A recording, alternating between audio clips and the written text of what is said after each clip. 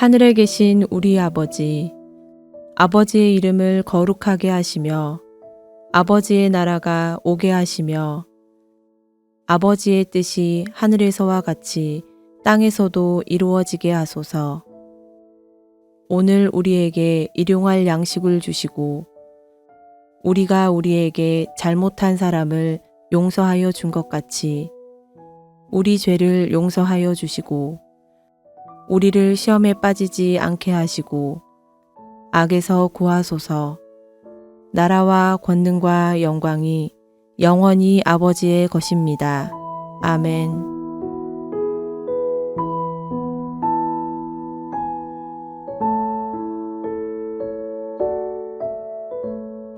그러므로 너 음녀야 여호와의 말씀을 들을지어다. 주 여호와께서 이같이 말씀하셨느니라.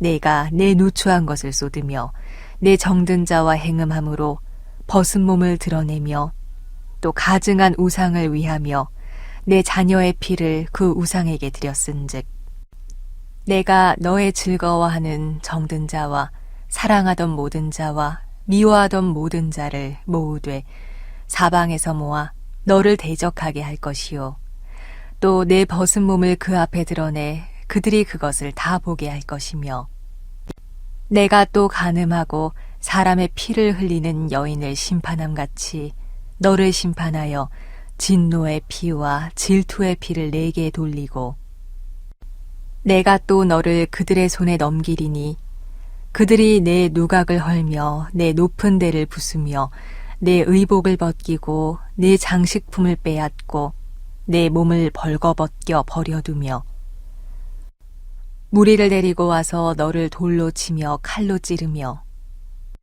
불로 내 집들을 사르고 여러 여인의 목전에서 너를 벌할지라. 내가 너에게 곧 음행을 그치게 하리니 내가 다시는 값을 주지 아니하리라. 그리한즉 나는 내게 대한 내 분노가 그치며 내 질투가 내게서 떠나고 마음이 평안하여 다시는 노하지 아니하리라. 내가 어렸을 때를 기억하지 아니하고 이 모든 일로 나를 분노하게 하였은즉 내가 내 행위대로 내 머리에 보응하리니 내가 이 음란과 내 모든 가증한 일을 다시는 행하지 아니하리라. 주 여호와의 말씀이니라. 속담을 말하는 자마다 내게 대하여 속담을 말하기를 어머니가 그러하면 딸도 그러하다 하리라. 너는 그 남편과 자녀를 싫어한 어머니의 딸이요 너는 그 남편과 자녀를 싫어한 형의 동생이로다.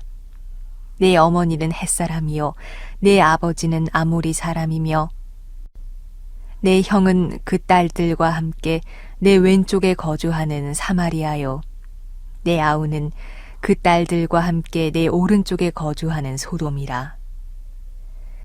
내가 그들의 행위대로만 행하지 아니하며 그 가증한 대로만 행하지 아니하고 그것을 적게 여겨서 내 모든 행위가 그보다 더욱 부패하였도다. 주 여호와의 말씀이니라.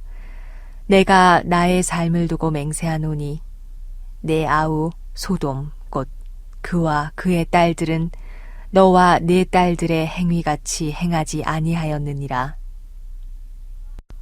내 아우 소돔의 죄악은 이러하니 그와 그의 딸들에게 교만함과 음식물의 풍족함과 태평함이 있음이며 또 그가 가난하고 궁핍한 자를 도와주지 아니하며 거만하여 가증한 일을 내 앞에서 행하였음이라.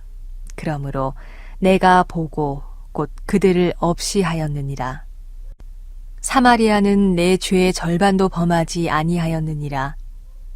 내가 그들보다 가증한 일을 심히 행하였으므로 내 모든 가증한 행위로 내 형과 아우를 의롭게 하였느니라. 내가 내 형과 아우를 유리하게 판단하였은즉 너도 내 수치를 담당할지니라.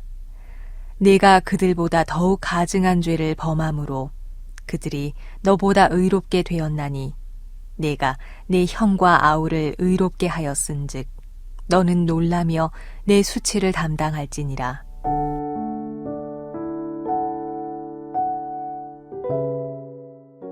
자녀를 키우다 보면 여러 가지 복잡한 감정을 경험하게 됩니다. 결혼하고 어렵게 아기를 가졌을 때 크게 감격을 합니다. 10여 달 동안 뱃속에서 잉태하고 있다가 해산의 고통을 경험하기도 합니다. 하지만 너무나도 예쁜 아기를 바라보면 그 고통을 잃어버리기도 하지요. 한없이 예쁘기만 한 자녀이지만 커가면서 부모의 마음을 속상하게 하는 경우도 있습니다. 때론 단호하게 훈계해야 하는 경우도 있지요. 그럴 때면 아이도 울고 부모도 웁니다.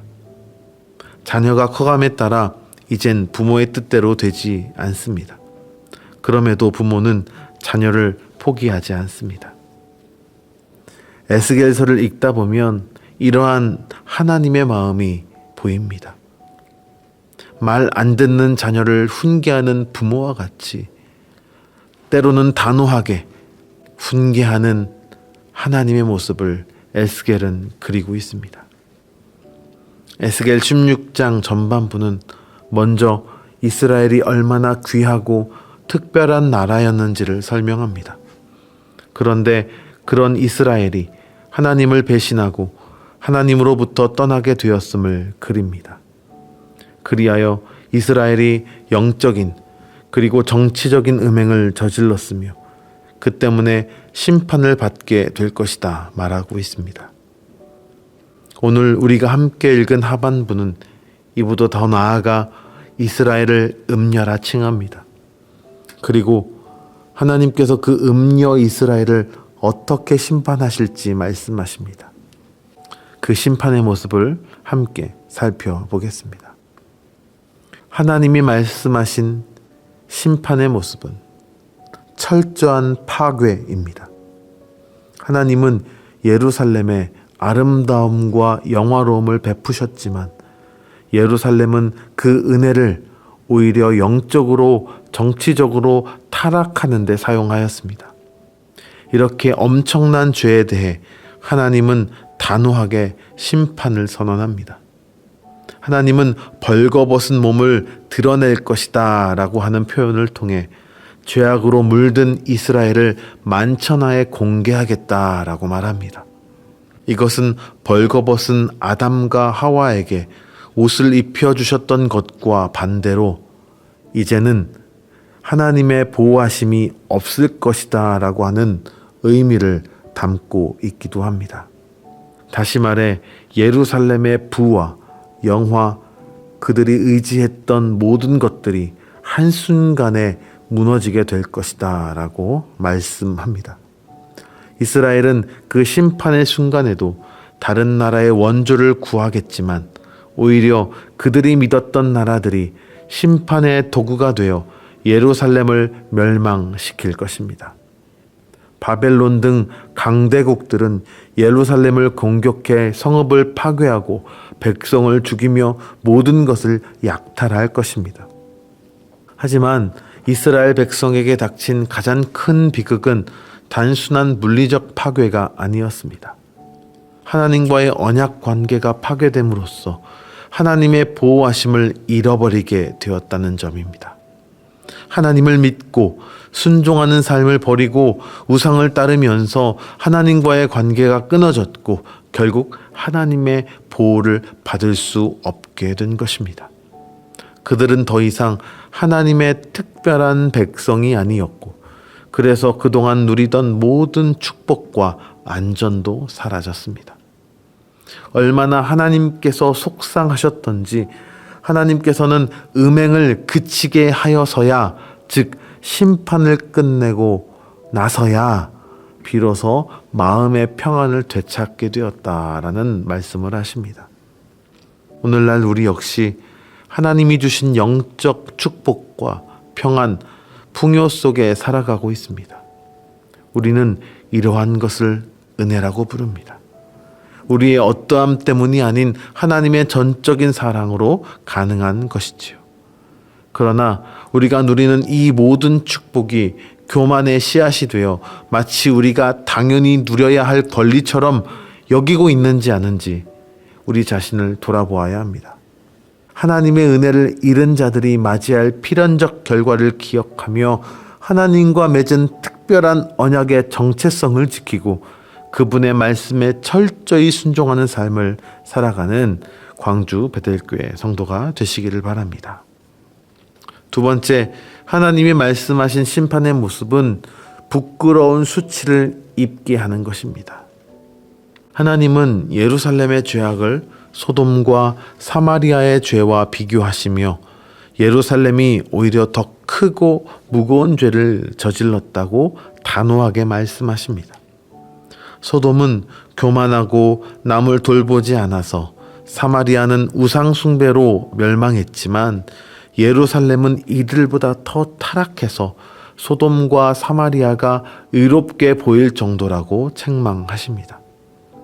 소돔은 먹을 것이 풍족하고 평안한 삶 속에서 교만해져서 가난하고 어려운 이웃을 돌보지 않고 이기적인 모습을 보였다 말합니다. 사마리아는 우상숭배라고 하는 끔찍한 죄를 지어 심판을 받게 된 것이고요.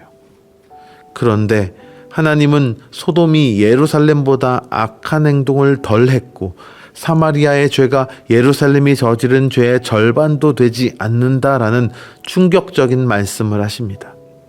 이런 엄청난 불의 때문에 하나님은 마치 죄를 지은 여자나 살인자를 심판하듯이 예루살렘을 심판할 수밖에 없다라고 말씀하십니다.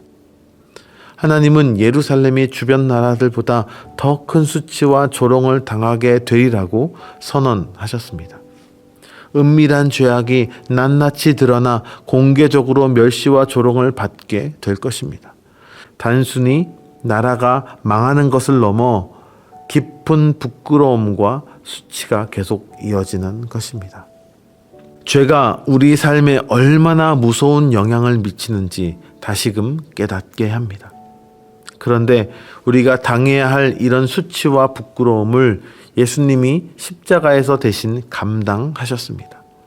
예수님은 모든 조롱과 멸시, 죄에 대한 심판을 우리 대신 짊어지셨습니다. 그러므로 우리는 그 사랑과 희생을 잊지 말아야 합니다. 그 은혜에 합당한 삶을 살아가야 하는 것입니다. 은혜를 잊은 이스라엘은 결국 하나님의 심판을 받고 멸망과 수치의 대상이 되었습니다. 하지만 하나님의 목적은 단지 파괴가 아니라 회복이었습니다. 하나님은 이스라엘이 죄를 돌이켜 다시 언약 가운데로 돌아오기를 원하셨습니다. 오늘 우리에게도 동일하게 말씀하십니다. 은혜를 당연하게 여기지 말고 십자가의 사랑을 기억하며 오늘도 거룩하게 정직하게 하나님의 말씀을 따라 살아가시길 축원하고 소원합니다. 기도하겠습니다. 사랑과 은혜가 풍성하신 하나님 아버지, 저희는 주님께서 베풀어 주신 한없는 은혜를 때로는 너무나도 당연하게 여기며 살아왔음을 고백합니다. 주님의 사랑과 보호하심 속에서 저희가 누리는 모든 복이 오히려 교만의 씨앗이 되어 주님을 멀리하였던 저희의 어리석음을 주님 용서하여 주시옵소서. 이스라엘 백성처럼 주님과의 약속을 잊고 영적으로 세상과 짝하며 죄악에 물들었던 저희의 허물을 주님의 긍휼하심으로 덮어 주시옵소서. 주님, 저희가 마땅히 받아야 할 수치와 저주, 파괴의 고통을 예수님께서 십자가에서 대신 짊어지심으로 저희를 구원하셨음을 다시 한번 기억하게 하여 주시옵소서. 저희의 모든 죄와 부끄러움을 홀로 감당하신 예수님의 십자가 사랑에 감사하고 또 감사를 고백합니다. 이 측량할 수 없는 은혜를 저희 평생 잊지 않게 하여 주시옵소서. 이제는 죄악의 길에서 완전히 돌아서서 주님의 말씀에 철저히 순종하는 삶을 살아가기를 원합니다. 세상의 유혹에 흔들리지 않고 주님과의 특별한 언약 관계를 소중히 여기며 매일매일 주님의 뜻을 구하는 삶이 되게 하여 주시옵소서. 저희의 삶이 오직 주님께 영광 돌리는 거룩한 제물이 되게 하여 주시고 주님 보시기에 기쁨이 되는 믿음의 길을 걷게 하여 주시옵소서. 오늘 하루의 삶 속에서도 하나님의 은혜를 기억하며 저희의 말과 행동을 통해 주님의 사랑을 증거하는 복된 성도들 되게 하여 주시옵소서. 예수님의 이름으로 기도합니다. 아멘. 계속해서 더 깊은 묵상과 기도로 이어가시기를 바랍니다.